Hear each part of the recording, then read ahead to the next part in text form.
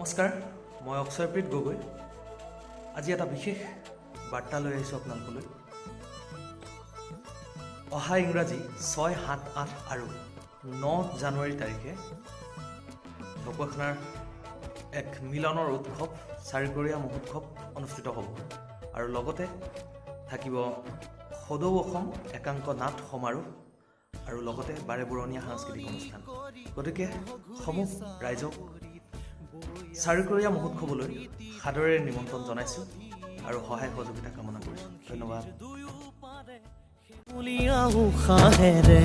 হেজাৰ মানুহে তৰে জীৱনৰে চৈ ইতিহাসে গৰকা মিলনথলী দুৰ্গম হলেও নহয় কলীয়া পানী যাৰ সেউজ বুকুৰে বয় চঞ্চলা নৈ চাৰিকৰীয়া